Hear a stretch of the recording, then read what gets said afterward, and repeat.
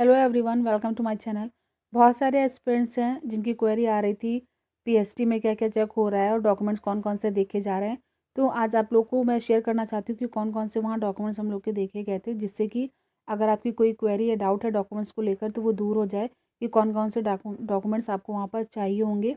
And I hope आप सभी अपने अच्छे से सीआरपीएफ टाइपिंग की तैयारी बहुत अच्छे से कर रहे होंगे, प्रैक्टिस भी कर रहे होंगे।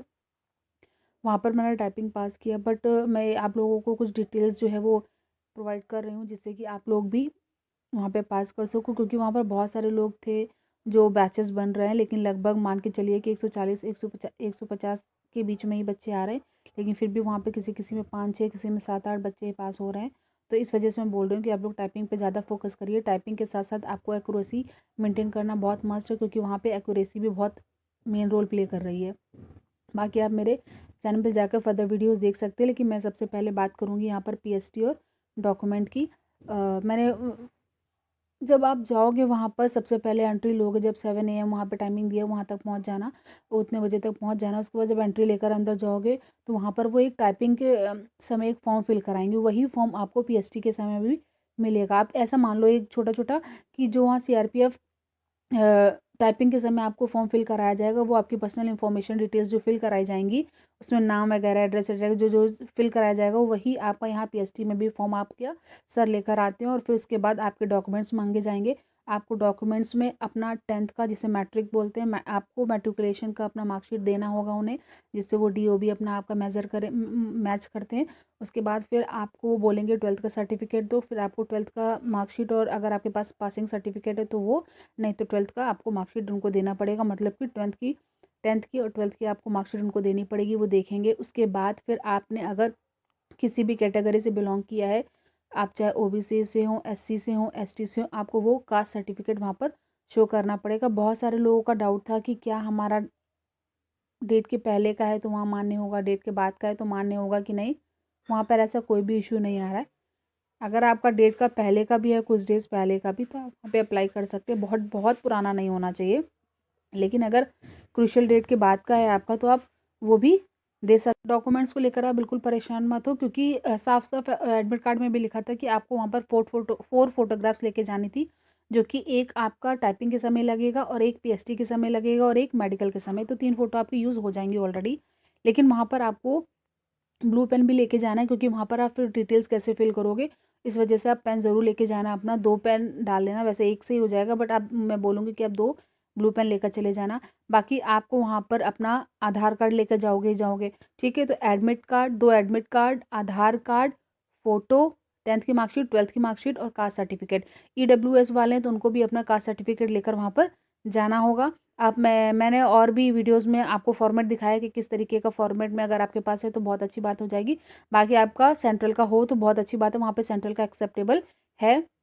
और अगर किसी के पास नहीं है क्रूशियल डेट का, तो वो वहाँ पर ऑफिसर से बात कर लेना, टाइम मांग लेना, और फिर वहाँ पर जाकर दोबारा सबमिट कर देना।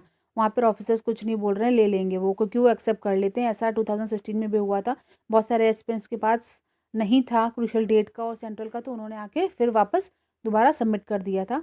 अगर आपका बहुत पुराना है तो आपको नया बनवाने की ज़रूरत है, नहीं तो अगर आपके पास कुछ मंथ पहले का भी है डेट से, और अभी रिसेंट का भी है, तो वो चल जाएगा। तो ये डॉक्यूमेंट को लेकर आप परेशान मत हो इतना। इसके अलावा वहाँ पर और कोई भी डॉक्यूमेंट नहीं लगेगा आपका। फिर वहाँ पर जब आपका पीएससी स्टार्ट होगा, तो आप लोगों को कुछ पॉइंट्स जो हैं वो ध्यान रखने हैं, वो मैं भी बता दूंगी, क्योंकि वहाँ पर बहुत सारे लोग हाइट पे मेज़र करने के समय निकाल दिए गए थे। जैसे वो वहाँ पर आपको यहाँ पर खड़ा करेंगे ना, आपको खुद ब खुद स्ट्रेट खड़े हो जाना है, क्योंकि वो आपसे नहीं बोलेंगे कि सीधे खड़े हो, कि झुककर खड़े हो, कैसे नहीं ना। आपको बिल्कुल स्ट्रेट खुद ब खुद खड़े हो जाना, जिससे कि आपकी हाइट बिल्कुल सही निकले। क्योंकि अगर मान लो अगर किसी की 162.5 से कम, या फिर 160 अप्रॉक्सीमेटली निकलती है, 158 निकलती है मेल्स में, तो हो सकता है उसको बाहर कर दें, क्योंकि यहाँ पर हाइट बहुत अच्छे से चेक करें, वो हाइट पूरी देख रहे हैं। और फीमेल्स भी हैं तो वो अपने बालों में क्लिप्स वगैरह जो पफ बनाकर जाते हैं, ये सब कुछ नहीं, वहाँ पे सारी क्लिप्स भी निकलवा देती हैं मैम लोग। वहाँ पर आपके बैंड सिर्फ सिंपल लगा तो, और बहुत ऊंची पोनी नहीं, ये सारी चीज़ें। आपके लेग्स भी देखते हैं कि वो आप बिल्कुल बराबर रखे हो कि नहीं रखे हो, मतलब हाइट बहुत अच्छे से मेज़र कर रहे हैं। इस वजह से मैं बोल रही हूँ कि आप लोग जाके खुद ब खुद सीधे खड़े होना, सीधे करेक्ट पोस्चर पे खड़े होना, जिससे कि आपकी सही हाइट वहाँ पर निकले। बाकी वहाँ पर वेट भी मेज़र किया जा रहा है, और अंडर वेट और ओवर वेट दोनों चीज़ें वहाँ पर मेज़र की जा रही हैं। बहुत सारे ऐसे बच्चे जिनका ओवरवेट है और बहुत सारे ऐसे बच्चे जिनका अंडरवेट है, तो यहाँ पर ओवरवेट, अंडरवेट सभी चेक हो रहे हैं। आपका वेट चाहे अंडरवेट हो, चाहे ओवरवेट हो, सभी चेक हो रहे हैं। लेकिन यहाँ पर कुछ लोगों को रीमेडिकल के लिए बुलाया जा रहा है, मतलब कि उन्होंने अभी टाइम दे दिया है कि आप इस दिन बाद आकर अपना फिर से एक बार करा लो। फिर से एक बार अपना मेडिकल करा लेना। क्यों?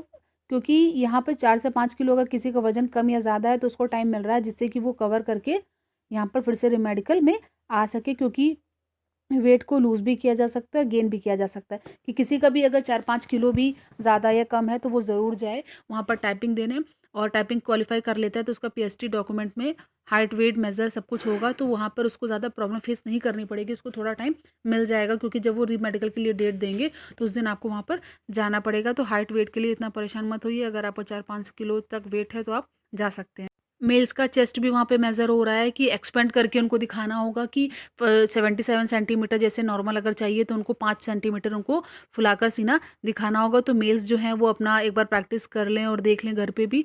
बाकी वहाँ पर आराम से हर चीज़ हो रही है, आप लोग इतना परेशान मत हो। हाँ, थोड़ा बहुत हाइट वेट देख रहे हैं, लेकिन आप लोग इतना परेशान मत हो। जो लोग देख रहे हैं, सोच रहे हैं कि मेरा वेट बहुत ज़्यादा है, मैं जाऊँ या नहीं जाऊँ, अब वहाँ पर जाओ, आपको वहाँ पे टाइम भी मिल रहा है। आप अगर किसी का 10-12 किलो भी वज़न है तो वहाँ पर जाए, वहाँ पे ऑफ़िसर्स खुद ब खुद वहाँ पर बताते हैं कि कैसी कंडीशन है, कैसा क्या-क्या चीज़ें है, तो उस हिसाब से वो टाइम भी दे रहे हैं, तो आप वहाँ पर जाना, क्योंकि आप वहाँ बात करोगे तभी पता चलेगा, ऐसे खुद ब खुद आप डिसीज़न मत लेना ना जाने का। तो बहुत सारे एस्पिरेंट्स हैं जिनके डाउट थे कि मेरा 10-12 किलो है तो हम जाऊँ कि ना जाऊँ मैं यही बोलूँगी आप लोग जाना, जिससे कि आप लोगों को वहाँ पर बाकी सारी चीज़ों का एक्सपीरियंस हो सके, सीख सको, समझ सको। बाकी अगर आपको वो टाइम दे देते तो बहुत ही अच्छी बात हो जाएगी।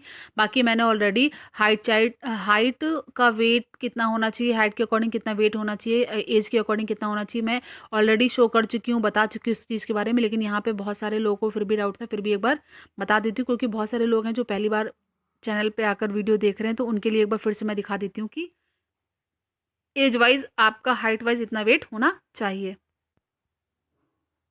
यहाँ से आप एक बार देख सकते हो कि आपकी हाइट कितनी है, हाइट वाइज़ आपका कितना वेट है। आप चाहो तो इसका स्क्रीनशॉट लेके इसकी डिटेल्स देख सकते हो कि इतनी हाइट के अकॉर्डिंग आपका इतना वेट होना चाहिए, चाहे मेल्स हो चाहे फीमेल्स। आपकी हाइट चाहे जितनी सेंटीमीटर हो उस हिसाब से इतना वेट होना चाहिए। बाकी मैं यही बोलूँगी कि आपको अगर और कोई डिटेल चाहिए तो मेरे चैनल को सब्सक्राइब कर लीजिए। ऑलरेडी मैंने बहुत सारी डिटेल प्रोवाइड कर रखी है, और अभी आगे मैं एक और सेपरेट मेडिकल का फिर से वीडियो बनाने वाली हूँ, जिससे कि आप लोग को एक-एक चीज़ बता सकूँ, पाइल्स का, तीत का, आई का। मैं ऑलरेडी बता चुकी हूँ 2-3 मेडिकल वीडियो में, लेकिन फिर भी बहुत सारे लोगों के डाउट्स आ रहे हैं, तो मैं फिर से उनका एक अपडेट कर दूँगी, जिससे कि उनके सारे डाउट्स क्लियर हो जाएँ। क्योंकि बहुत सारे लोग पहली बार आते हैं चैनल पे, तो वो प्रीवियस वीडियो नहीं देख पाते होंगे या उन्हें नहीं पता चलता, इसलिए मैं फिर से अपडेट कर रही हूँ, तो आप लोग देख लीजिएगा। बाकी चैनल को सब्सक्राइब कर लीजिए, जिससे कि और भी फर्दर डिटेल्स मिलती रहे। Please like, share and subscribe my channel. Thank you.